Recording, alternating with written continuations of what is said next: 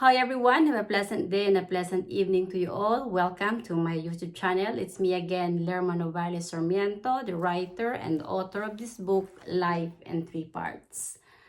The mission and purpose of this book is to spread the gospel of God, to represent the Holy Spirit who's indwelling in the body of Jesus Christ, as well indwelling in my body and in the body of every humankind, is the only one God and eternal Father, the spiritual Father that we should honor with our body, so that our soul will be purified, to be free from sin, to inherit the eternal life that Jesus Christ has promised.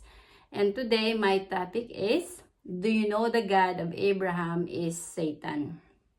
I will read you the scripture that will give you the information to think that the God of Abraham and the God of Jesus Christ is not the same. It's different. And in the book of Genesis, chapter 12, verse 10 to 13, it says, "There was a famine in the land, and Abraham went to Egypt to stay there for some time. For the famine was severe in the land.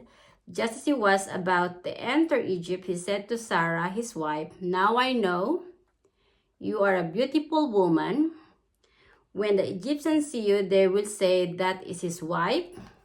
They will then kill me, but they will let you live. Say that you are my sister.' So they treat me well on account of you, and my life will be spared because of you." And in Genesis chapter 12, verse 14 to 20, when Abraham arrived in Egypt, the Egyptians saw the woman was very beautiful. Pharaoh's officials saw her and praised her to Pharaoh. The woman was taken to Pharaoh's house, and because of her, he dealt well with Abram. He received sheep, cattle, donkeys, men servants, maid servants, she-asses, and camels. But Yahweh inflicted severe plagues on Pharaoh and his household because of Sarah. So Pharaoh summoned Abram and said, "What have you done to me? Why did you say she's my sister so that I took her for my wife? Now here is your wife. Take her and go." And Pharaoh gave orders to his men regarding Abram, and they sent him on his way with his wife and all that was his. Both Abram and Sarah had a corrupt minds, and they deceived the Pharaoh of Egypt for not telling the truth that Abram and Sarah are husband and wife, not siblings. This is the reason why Pharaoh got into severe plagues and his household, because of Sarah. Jesus said, human bodies are temples of the Holy Spirit, and man does not live alone by bread. Jesus said, there are sin that is forgivable, but blasphemy against the Holy Spirit is unforgivable. Well, honestly, adultery and fornication is abomination and unforgivable sin in the Holy Spirit that is indwelling in our body, because our body is a sacred temple of the Holy Spirit. And because of the lie of Abraham and Sarah, they deceived Pharaoh of Egypt. That's why the house of Pharaoh has been inflicted, because of the lies of Abram and Sarah. And because of that, the Egyptian gets angry to Abram and Sarah. And to tell you the truth, Sarah is a barren woman and she cannot conceive a child in her womb. So she has a maidservant from Egypt, and her name is Hagar. Hagar was being molested by Abraham, because it is Sarah's idea. And then when Hagar got pregnant, Sarah gets angry to Hagar and she maltreated her. So Hagar ran away. To tell you the truth, Hagar was the mother of Ismael, which is the first child of Abraham in adultery. Because Abraham committed adultery to Hagar, to a different nation, to the Egyptian woman, to have a child, and from Hagar was born Ismael. And then years passed by for so many years, and then the angel of God says that Sarah will get pregnant at the age of, I think, 90 years old. And Sarah laughed because she can't believe that she will bear a child at the age of that age, like she's 90 or 99. And then from Sarah, Isaac was born. Now we are living in our times that is full of darkness. And Jesus said that before the end of time, you will hear rumors of war, nations against nations, kingdom against kingdom. There will be pestilence, earthquakes, and famines in various places. Well, to tell you the truth, the children of Abraham, but to Hagar, from Ismael's descendants and the descendants of Isaac, are fighting. And to tell you the truth, Jesus Christ is the only begotten Son of the Holy Spirit. The body of Jesus Christ is the temple of the Holy Spirit, and Jesus Christ stands as the ambassador of the Holy Spirit. That's why Jesus Christ is speaking on behalf of the name of the Holy Spirit, representing the Holy Spirit, who is in his midst, in his body, is his Father.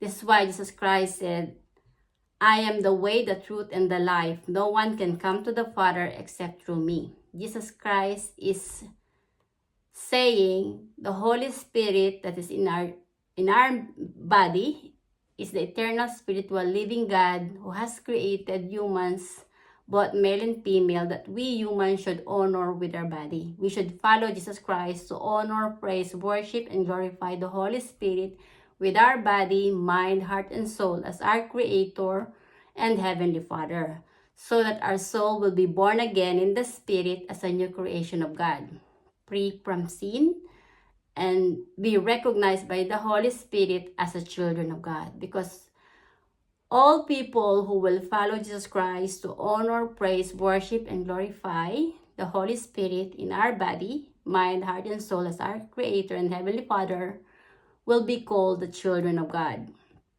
Jesus Christ rebuked the Pharisees, and he says that the Pharisees, the high priests, which is the descendants of Abraham, are all hypocrites. Jesus said to them that before Abraham was born, I am. Well, to tell you the truth, Jesus Christ is not only human that has born in the flesh from the womb of Virgin Mary. Jesus Christ is a spiritual being that comes from heaven, is born from the Spirit of the Holy Spirit. And the mission and purpose of Jesus Christ is to catch the souls of each and every person in this world, to follow Him, to honor, praise, worship, and glorify the Holy Spirit in our body, mind, heart, and soul as our Creator and Heavenly Father, to defeat sin and the power of darkness of Satan. Honestly, we are in the last days, and it says, truth will prevail. And Jesus said, if you know the truth will set you free. Well, to tell you the truth, Jesus Christ revealed the truth that human bodies are temples of the Holy Spirit, and I will read you the scripture that will say that the body of humans is the temple of the Holy Spirit. And it's written in 1 Corinthians chapter 6, verse 19 to 20. Do you not know that your bodies are temples of the Holy Spirit who is in you, whom you have received by God? You are not your own. You were bought at a price. Therefore, honor God with your bodies. Well, to tell you the truth, inside of us, there is an inner voice that wants us to know about His presence in our lives and journey with Him in every day of our lives, and that is the Holy Spirit that Jesus Christ is representing.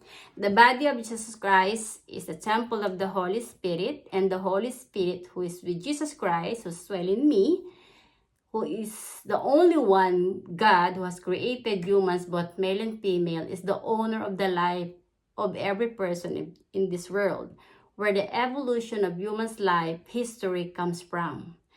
And it's proven the body without spirit is dead. This is why Jesus Christ said, honor God with your body. And to tell you the truth, the descendants of Abraham did not believe in Jesus Christ, that Jesus Christ is the Messiah and Son of God, because they did not accept the Holy Spirit is the God and Father who gives them life, not the God of Abraham who deceived the Pharaoh of Egypt.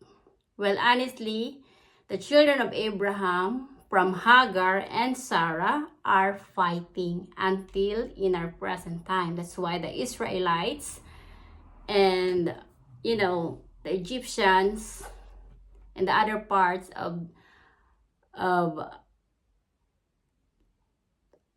the United Arabs of Emirates are not in good terms long time ago, from generations to generations, because of what Abraham has done from the past. The confusion and conflict that's going on until now, it is because of the lie that Abraham has done to Pharaoh for not telling the truth that Sarah is his wife, not his sister. We are in the last days, and many people are not aware that the coming of the Lord is at hand, because all human bodies are temples of the Holy Spirit, and the Holy Spirit who's indwelling in us, in our body, is our Creator and Heavenly Father that Jesus Christ is representing, is the one who has created humans, both male and female. Many people don't perceive and understand we live and move and have our being because of the presence of the Spirit of the Holy Spirit who is indwelling in us. And Jesus said, repent and sin no more, because sin is death. The wages of sin is death. And the gift of Jesus Christ, when you accept the Holy Spirit, is eternal life, because the Holy Spirit will seal you as the children of God, born in the Spirit of God, in the Spirit of the Holy Spirit. Well, to tell you the truth, Jesus is the Messiah and only begotten Son of the Holy Spirit, and Abraham is a liar, is a deceiver, and his God is a liar, and the deceiver is Satan, who deceived Eve in the Garden of Eden. We are in the last days, and the battle in this world is Armageddon. All people who are on the side of the Holy Spirit with Jesus Christ are the angels of God in this world. And all the people who are the descendants of Abraham, who are liars that deceived Pharaoh, the king of Egypt, is with Satan. Now the the land of Israel and part of the Middle East are in not good term because of the confusion and the conflict that Abraham has done from the past. It is Abraham who deceived Pharaoh, who brings darkness into the lives of people in Egypt and in Israel. Well, and to tell you the truth, the Israelites, the Jewish leaders, is the one who persecute Jesus Christ to be crucified and killed on the cross. And when Jesus Christ is on the cross, he says, Father, forgive them, for they do not know what they're doing. But God said, anyone who destroy my temple, I will destroy them too. Well, honestly, Iran and Israel are fighting. They're destroying their lives, the people in their nation. They're fighting, not knowing they are both children of Abraham, who deceives Pharaoh, the king of Egypt. We are in the last days, and this is the truth. The Holy Spirit, who is indwelling in the body of Jesus Christ, is the only one God and eternal Father who created humans, both male and female, is here in our world, who gives life to us humans. And all humans in every nation should humble themselves to honor only the Holy Spirit in our body, mind, heart, and soul as our Creator and Heavenly Father, so that sin will be defeated and the power of darkness of Satan will be eliminated. And the Holy Spirit is the one who will unite people in every nation to love one another, and he will bring peace, love, and unity to every person in this world. Those people who will remain evil and boastful to the Holy Spirit, who will not accept the words of Jesus Christ that their body is a temple of the Holy Spirit, and will not honor the Holy Spirit with their body as their Creator and Heavenly Father, will die with their sin, and their soul will fall in hell, because the Holy Spirit will not forgive their sin and not recognize them as well, the child of God. My mission is to follow Jesus Christ, to continue the work of Jesus Christ, to catch the souls, the lost souls, to repent and reconcile with the Holy Spirit who's indwelling in our body, while the Holy Spirit is still indwelling in us. Once the Holy Spirit departs in our body, we lost the time and the chance to repent, to get it right with the Holy Spirit, so that our sin will be forgiven. While the Holy Spirit is still in our body, we have the chance and the time to seek for pardon of the Holy Spirit and get it right with the Holy Spirit, and honor only the Holy Spirit with our body, mind, heart, and soul as our Creator and Heavenly Father, so that we will become one body and one spirit of Jesus Christ, born in the Spirit of the Holy Spirit as the children of God. This is the gospel of God. Thank you for your listening. Until next time. Bye.